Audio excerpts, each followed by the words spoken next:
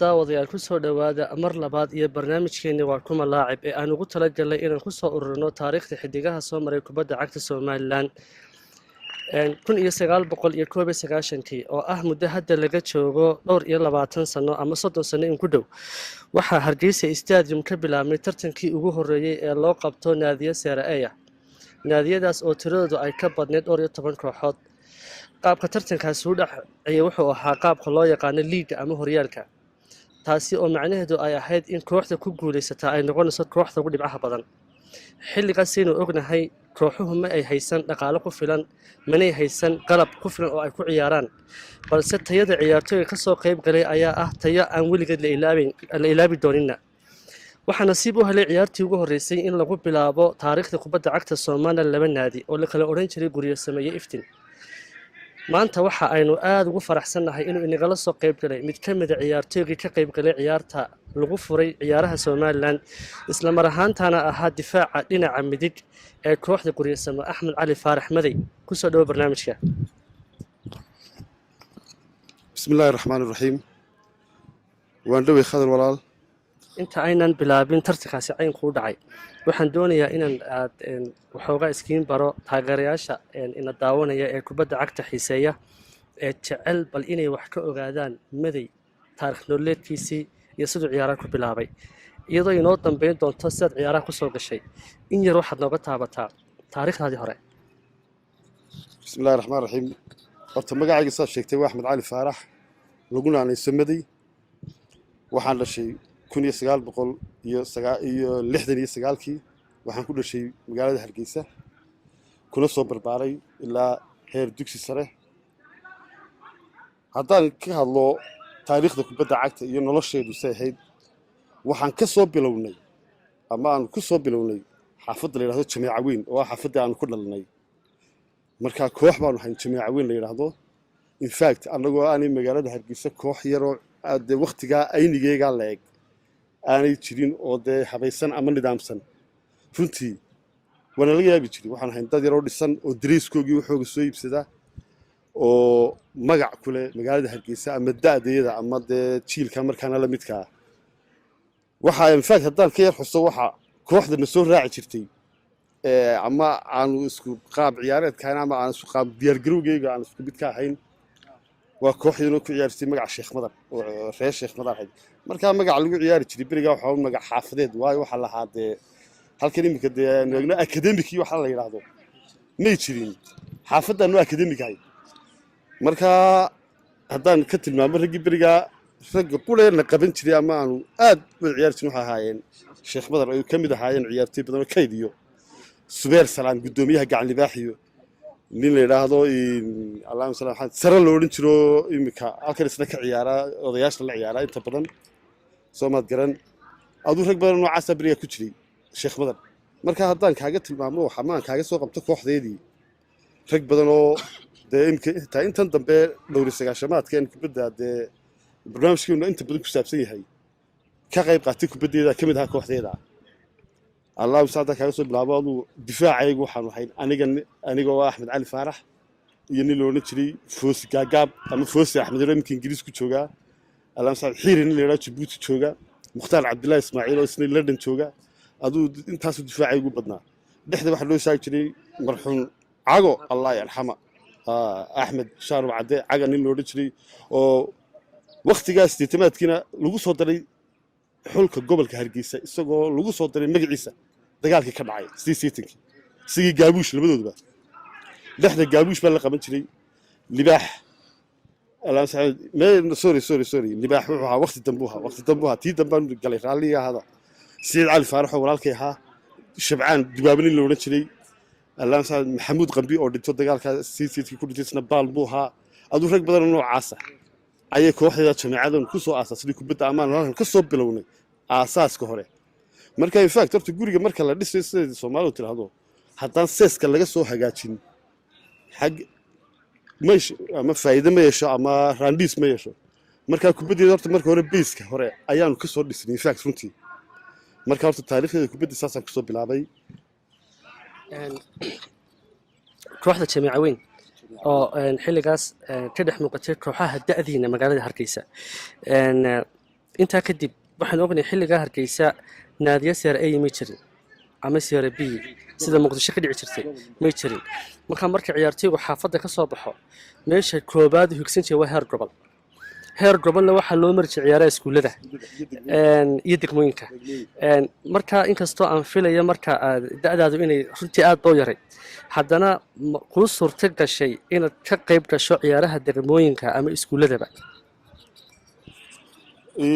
in fact khadarow degmooyinka imay suurto gelin laakiin ciyaarihii dugsiyada sare waan ka qayb galay waxaa markaanu dhiganayay dugsiga sare Ferris July ama kooda luuliya loo odhan jiray iyo Ferris July labadaba imikana jaamacadda Hargeysa halkan ay degan tahay dugsigeygii saruuxa boarding buu ahaa markaa dugsigaasaan u ciyaaray form 4-kaygii sanadadii hore maan kama qayb gelin in fact aadna waan u yaraa runtii markaa sanadkii 86 tartankii dugsiga sare ayaan ka qayb galay anigoo Ferris July ciyaaraya lambarkii lixaad baan ugu ciyaarayay lambar 6 inkastoo aad moosay jadwalka markaa ama aanu ka qayb galnay ama in groupkan ku jirnay groupkii dhimashada ahaa runtii waayo waxaa laga hor yimid saddex dugsi sare xilligaa ugu khatarsanaa ay ka mid ahaayeen waa gacan libaax cumar bin khadaab iyo faarax cumar saddex dugsi oo khatar xagga kubadda iyo anagoo Ferris July groupkayga afartaa soo sii xasuustaa soo maad garan aduu anyway waxaan ku daalin markaa sanadkaas ka qayb galay iskuulkeyguna markaa wuxuu badnaa dad iska ka yimid degmooyinkaas oo dad Portland ma aha dad aduu kubadda aad ugu sii wanaagsan kuma jirin umay badnayn anigoo ugu yaraa oo lambarkii lixaad ahaa ayaa runtii aad ugu cadday iskuulkeyga bariga dee aduu niman noocaas oo cumar bin khadaab waad garanaysaa dee ragga ku jiray allah yarxamay faras keesiis biirta muuse googo'ay baa lagu naanaysi jiray allah yarxamay سعيد نوح 60 نوح ولالكي والله مر سقالها ولدتي سنه وح كودنتي مرينك كودنتي الله ون حيسي دمانتود ها مصطفى قرقره مصطفى كيسي سبيرتو رق بدل نوعاسا كجرو دي اد غرانيسو دا تالنت كوغي كبدو سهيد جعل بحر واد غريسا فاروح مال واد غريسا marka nimankaasan ugu jiray ayaan groupkaasan ka hor nimid dawlad bihar waan ku hadlay saddex kooxood baan iga baday runtii anigoo ugu yaraa markaa aad u ciyaaray waxaan xasuustaa maalinta gudoomiyihii gobolka ayaa ciyaarta daawanayay marka ciyaartii dhamaatay wuu soo kacay in fact si wanaagsan buu salaamay waxaan ugu erigi waan xasuustaa ugu yiri nin yaro aad u daayaro mustaqbalaatay rag baad weyday aad baad u ciyaartay ugu yiri wallahi aad buu markaa ninkaas ii dhiirigeliyay marka horta ciyaarihii iskuulada khadarow taasana sanadkaasan ka qayb galay si aad sheegtay waxaad ku jirteen groupka dhimashada oo groupka ugu adag waxaana markhaati ka ah 1986kii ciyaarta ugu dambeysay finalka waxay isugu yimid laba iskuul isu group haydeen faarax Omar iyo Umar bin Khattab waxaana ku guuleystay Umar bin Khattab oo 4 ku badiyay dhammaan ciyaartooyga sheegtayna waxaan ciyaartooyga uga adkaa heer iskuul ee sanadkaas soo maray hadda ciyaarteen markaynu ka nimaadno intaa kadib kolley dagaalo ayaa ka dhacay Soomaaliya waddankii loo jeedo Soomaaliya waxaad ka mid ahayd dadkii markaa xamar qabtay markii aad xamar tagtay ma sii wadatay mihnadaadii ciyaaraha mise halkii baad ku soo jisay lay khadarow de kamaan qaadin cagta anigu fact dagaalka waan ka horreeyay oo ardaydii markaa jaamacadda tegaysay ayaan ahaa markii aan shaqo qarantii labadii sano shaqo qaranta la odhan jiray aan dhamaysto biyo dhacay ayaan macallin ka ahaa xamar baan markaa u dhaqaaqnay inaan jaamacadda tagno oo imtixaanka jaamacadda ka qayb galno iyadoo Hargeysa dagaal ku dhicno la degan yahay dariiskayga iyo kabahayga waxayga waan sii qaataan si aan de kubaddeeda halka uga sii wado oo diyaar baan ahaaba xamar markaan tagay kamaan hadi kubaddii isla markiiba kubaddii ayaan sidii u sii watay weliba anigoo meelaan ka bilaabo garan la ayaa galab waxa dhacday ayaan sheekada ku soo waday anigoo biibiteer fadhiyo markay ilaa 5 cisho 7 cisho beelaa joogay xaraaradii kubadduna ay hayso oo aad ugu hamuusan kubad ciyaaro ayaa waxa dhacday ciyaal kubad ka soo dareeray ayaan markaa halka ku arkay ku yaroo markaa yaak fadhiyo aduu reer Muqdisho laakiin deegaanka soo jeeda in Hargeysa oo markaa isbaranay ayaan ku yiri Maxamed Barara uu jooga Hargeysa hadda maxamed uu kubaddiisa wax baan ka wareysto kubadda ciyaaro ciyaalkii xaafado markaa degmada waxaan degnaa anigu yaaqshid xaafada Tawfiiq la yiraahdo isbartiibada ama istaadinka ugu dhaweyd suulaha kubadda soo ciyaaran waa ciyaalkii xafudtaasaan ku niyownan kubadda ciyaaraan doonayay maadiigeen suulahana bari ku geynaya in fact waan balnay siduu bariinimadii ugu geeyey aduu dee halkii baan kala jaan qaaday kubaddii markaa waxba aan halkugu daalne annagoo kubaddiisii u ciyaarna ayaa istaadiyinka waxaa ku yaallay istaadiyinka xamar muqdisho garoomo laba garoonoo dhinacyada ayaa kaga yaallo calamiintada lagu qaato garoonna waxaa lahayd naadigii sancada ama warshadaha la odhan jiray in fact garoonkaa kale ma xasuustay imika ciddii lahayd garoonkan markaa soke labada ayaanu iskaga ciyaari jirnay ciyaar yaroo dee iska ciyaar xaafadeeda inta badan annagoo maalin garoonkaa iska ciyaarayoo niman reer hargeysa u badan oo weliba tiinkii shubayaasha ahaa unu isgarayno dee nin cabdi balayax la odhan jirayo aad u wanaagsanaa jecerif midna la odhan jiray niman noocaas annagoo ciyaar iyo niman kaloo reer barcaa isu ciyaarayna ayaa waxaa loo yimid naadigii garoonka iska lahaa ee naadigii warshadaha sancada la odhan jiray waxaa tababaro ahaa markaa naadigaa watay cabdi butiistani la odhan jiro tababaraha xulka qaranka soomaaliya markaa ahaa ayaa watay naadiga tababare ku-xigeenkiisuna wuxuu ahaa nin ka soo jeeda gobolladeena loo odhan jiray axmed isbatoora la odhan jiray nimankaasaa markaa watay kooxda way nagu soo degeen kabahaygii baanu ka qaadanay meesha waanu ka dareernay si aan uga tagno show in fact waxaa soo dhow ciyaarihii juniorska naadiyada ayaa soo dhow axmed isbatoore oo tababarii labaad ahaa baa noo gacan haadiyey oo yidhi iska jooga qaybtaas ku ciyaara qaybtan kale anagu isgaaliminteennahay aadeer waad macsantoo halkii baanu ciyaarteedii iska wadanay wuxuu soo fadhiistay goolka dabadiisa ciyaarteedu aad u eegay iyadoo ciyaarta socoto ayuu ninka cabdi baleex la yidhaa oo gaclibaxna u ciyaari jiray dugsigiisa sare waad garanaysaa ayuu u yeedhay wuu wareystay aduu waxbay wada hadleen cabdi baleex baa nagu soo noqday waanu ka waraysanay wuxuu noo sheegay inuu yidhi ciyaarihii juniorskaas soo socda markaa naadigan ciyaare juniors inuu qaatuu doonaya ama seerabiya markaa aan halka sheekada kaa dhex galay aan ku wadeen naadiyadan dee ama seera-aada ee muqdisho may awoodeen inay sameeyaan naadi joogta ah oo seerabiya seerasi si noocaasa maata marka tartanku la qabanayo ama uu soo dhowiyey ayuunbaa la salagarin jiro la qabanqaabin jiray kooxda cabdi birax markaa saasuu ku yidhi waanu iska ciyaarnay anugaa ku xigay markaa u yeedhay anoo difaac jooga ayuu yeedhi adeer kaalay suuli adeer waxaan doonaa ciyaari juniorska inaanu qabanno markaa ma laga yaabaa inaad nagala soo qayb gasho saani diyaar adeer waan suuli beritoole ama heesaa dambe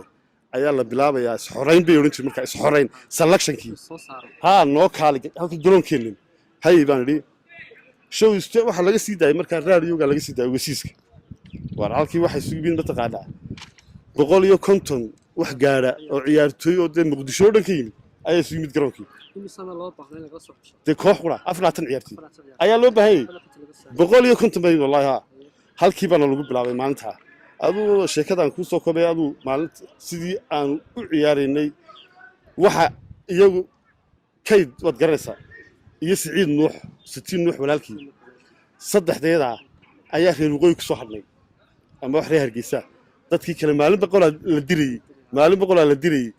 aduu wax meesha ugu daalay markaanu saddexdeedaas ku soo aan joogno ayuu jilibkaas ka dhaawacmay isagu weliba kubadda uu ka dhaawacmay uu ciyaarahaba kaga hadhay aniga u dhigay baas aan u dhigay ayuu siri qaado kabadhaa dheer oo kala dheer buu sitay god buu markaa ku dhacay lugta la galay jilibkaa wareegay halkaasuu tegay jilib siduu ciyaaraha kayd kaga hadhay anigii siciid nuux baa ku soo hadhay okay siciid nuuxna markii muddo aanu sii joognay iyadoo aan weli tartankii la gaadhin ayuu soo baxay responsor hindiyana tagaan reerkooga siduu isna taga tegey wax reer waqooyi anaa ku soo hadhay sidii baan saacad uga ciyaaray maalintiina la yidhi magacaaga keen iyo sawiradaada magacii layga qaaday sawiradiina layga qaaday ee kabihiina loo qaybiyey maalintaasaan horta gartay inaan ahay dee naadiga ka mid ahay oon dee isxorayntii iyo mitidkii iyo waxaan iska joojiyey oon iska nafsay anyway si baan kaga qayb galnay ciyaarihii waa la qabtay ciyaarihii waan sii xasuustay kooxaan la ciyaaraynay naadigii MPC loona jiray MPC madbacadda qaranka iyo madbacadda MPC madbacadda bangiyada ee caymiska loona jiray iyo waxaan isku gulubahay naadi la yidhaahdo koox la yidhaahdo afmed oo ka timid afgooye kooxdii afraad ma sii xasuusto waa waqti dheer aduu wax meeshii kugu daalin wareeggii labaad baanu soo gaadhnay sidii baanu koobkii kaga hadhnay aduu markii aanu koobkii ka hadlay ayaa aniga iyo 5 aan ku jiro naloo qaatay seera-a caalamiintadii baan la bilaabnay in fact anigoo aan ka qayb gelin tartan oo caalamiintadii ku jira ayuu dagaalkii xamar ka dhacay sidaasaan xamar kaga soo baxay markaa okay intaa kadib waxaad ku soo noqotay hargeysa oo markaa somalilan lagu dhawaaqay oo wadankii somalilan markaa xor yahay sidaan sheegnay dhaqaalaha waddanku aad buu liitay markaas waxaa ka sii muuqday burburkii dagaaladii ka dhacay baa ka sii muuqday lama hayn baahiyaha asaasiga lama hayn intartana ay suurta galaan wax iska adag baxay haddana dadaal fara badan oo dhallinyartii markaa joogta ay sameeyeen ayaa waxaa inoo suurta galay sida aynu hore u sheegnay in horyaalkaasi bilaabmo nasiib waxaad u hesheen stadiumka ciyaartii lagu furay somalilan oo aan jeclaan lahaa in mar kasta la xuso in aad ka qayb gashaan adiga oo guryasamo markaa number 2 u ah oo la ciyaaraya kooxda iftin waad xasuusan tahay ciyaartaasi jawiga ku bilaabantay wax kasta oo ciyaartaa ka dhacay wuxuu ahaa wixii ugu horreeyey ee ka dhaca taariikhda kubadda cagta Soomaaliya lagu xasuusto ciyaarta ma noo sawiri kartaa in yar runtii ciyaarta waa ku sawiri karaa khadarow wixii aan ka xasuusto waxaa badda laga yaabaa inaad uga xasuus badan tahay saynu ugu sheekaysanay ciyaarta waxaan ku ciyaarnay magaca guryasamo iyo iftin waan xasuustaa nimankii qabanqaabinay ciyaarta waxaa ka mid ahaa weli axmed xaawo iyo allah u naxariistay sacad maxamed shire labada nin ee labada kooxood kala watay labada nin bay ahaayeen anagu waanu ka yaryarayn labada nin baana watay ciyaarta khadaro haddaan kudhaa waxaan anagu nidhi ama aan ku heshiinay labada kooxood in ay kooxda guryasamada soo qaato diriis cad ama garan cadun nooc doono ahaado kooxda iftina ay soo qaato casaan